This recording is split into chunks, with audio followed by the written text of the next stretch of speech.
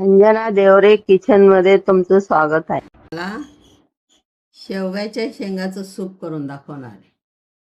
त्याच्यात काय काय घालायचं ते दाखवते बघा.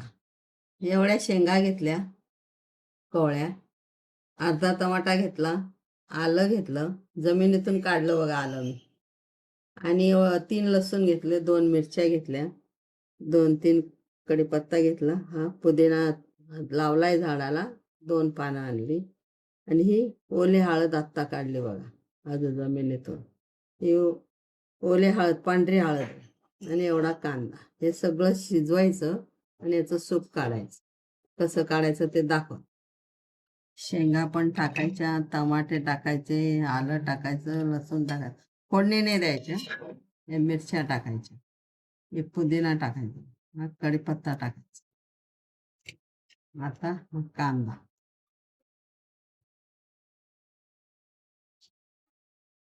ओली हळद, अशी ओली हळद आणली बघा, तुकडे करायचे अशी.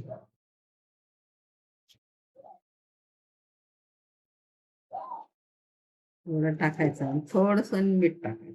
जास्त मीठ नाही टाकायचं, खारं करायचं, एवढं मीठ टाकायचं. एवढं हिंग टाकायचं,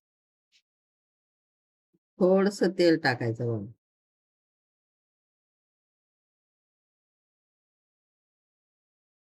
1 ग्लास भर पाणी टाकायचं. एवढं जिरं घेतलं आणि एवढं दालचिनीचा तुकडा घेतला, तेव्हा याच्यात टाकायचं.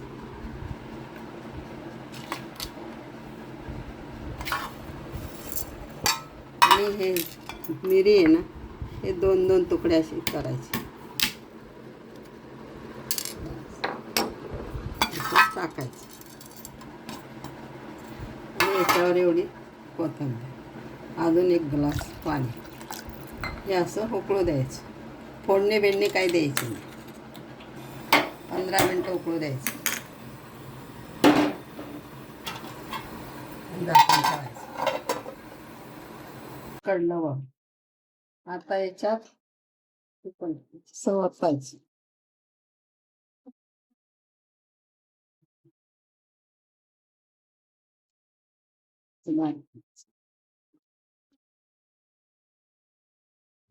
हे शेवगाच्या शेंगांचं सूप आठवड्यातून एकदा तरी प्यायचं. आपल्या हाडांसाठी खूप चांगलं असतं. त्याच्याने मजबूतीपणा येतो.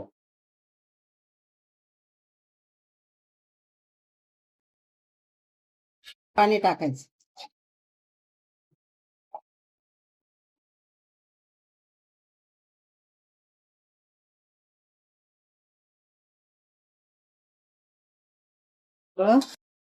सगळं घालायचं.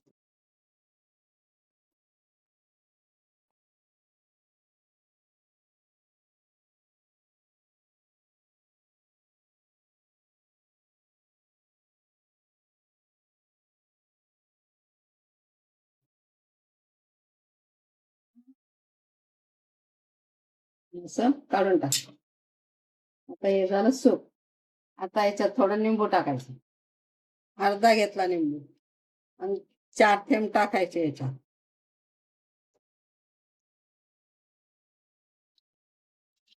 झालं सूप तयार.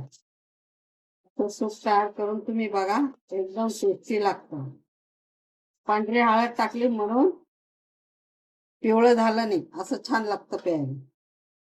याप्रमाणे आपण सूप करायचं. पांढरी हळद, शेवगाच्या शेंगा, थोडं निंबू टाकला, मीठ, मिरची सगळं टाकायचं आणि असा रस काढायचा.